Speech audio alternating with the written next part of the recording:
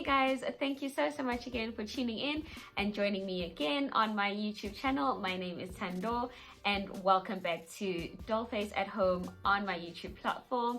So today we'll be doing the reveal of the paint piece that I've been busy working on, as well as how I did it step by step as quickly as I possibly can. So this is a short little bit video showing you guys how I got through the process. So as you guys know, I do also have another platform which I do post on. So if you haven't yet, please do follow me on Instagram, as it's also under Dollface at Home. So I'd really appreciate a subscribe here and a follow there. So please do stay tuned, as I'll be showing you how I got through and made this canvas. And if you haven't seen the previous video on this piece yet, where I actually built my own canvas and primed it, please do check along my list of videos. It should be the previous one. I'll actually also link it in the description box below. Enjoy the rest of the video, guys. Thank you so much for tuning in again. Ciao. So I'm setting up the border here for when I actually start the paintwork. I'm still working around the idea, but I don't think I want to paint all the way up to the edge right here.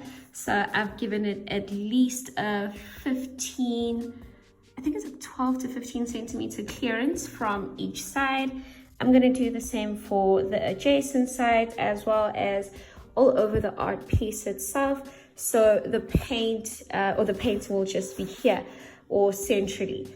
So as I would eventually frame this up, because I want to do that kind of like floating, is it a ghost shop? I'll find out what it's actually called, and then I'll let you guys know. I'll be doing that type of framing for this, and I would also eventually then, I would leave this top part matte, and then I'd make this that glossy acrylic top coat. So it's not acrylic, but it's like a protective top coat, so it's going to be glossy. So here it is completely framed up, and as you can still see, it would be still pretty much a large component of the canvas that's going to be covered with the art piece. So as you see on your screen right now are a couple of swatches that I did as I was trying to choose my color scheme and sort of like rough layout, but this would obviously be magnified onto the larger canvas.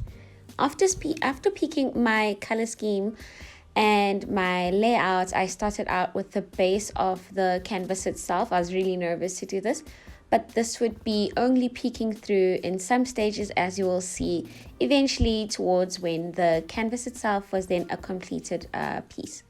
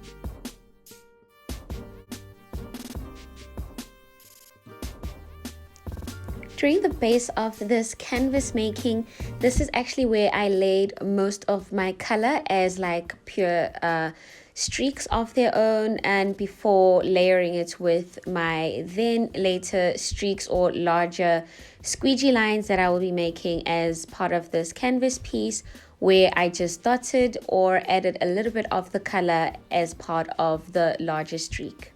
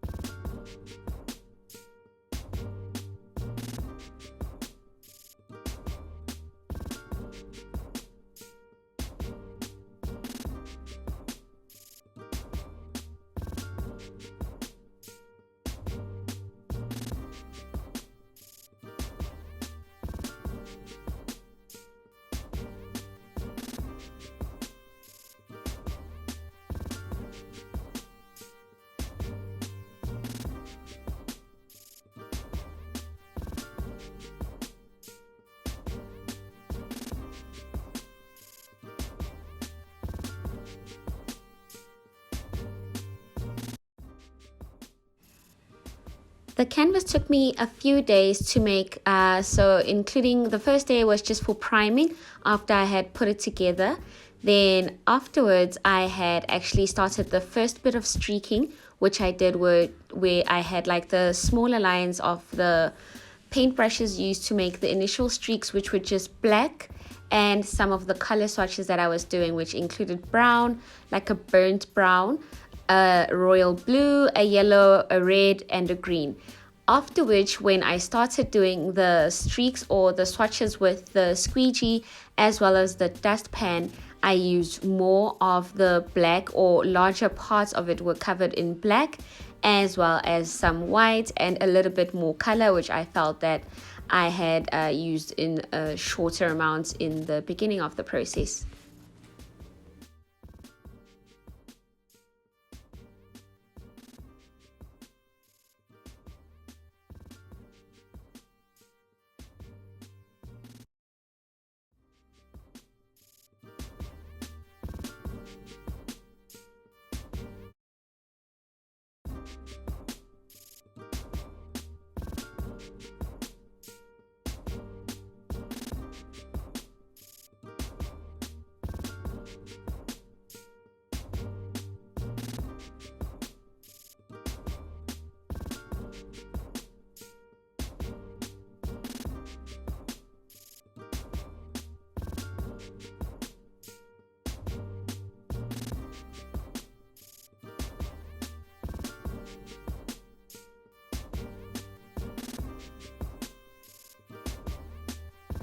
So once I was done with the squeegee art, this was my completed look, but still needed a post-paint treatment, so I allowed it to dry for another 24 hours before I applied my acrylic gloss on top of it, so as to act as a protective shield, as well as a glossy textured finish on my paint piece.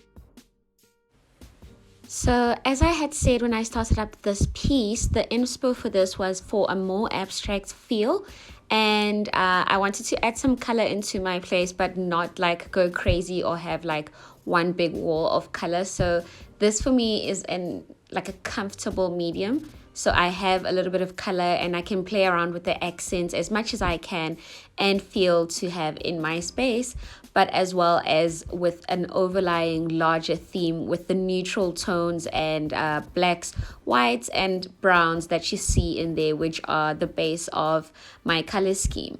So after putting the glosser on and letting it to tack up a little bit, I then removed the masking tape border that I had on and allowed it to dry completely overnight, after which this is the finished piece. But I'm still yet to frame this and hang it up. It's gonna actually go on the wall that it's standing against, just a little bit higher, as it's currently just a negative space in my place. This is all for today, guys. Thanks again for watching. Bye.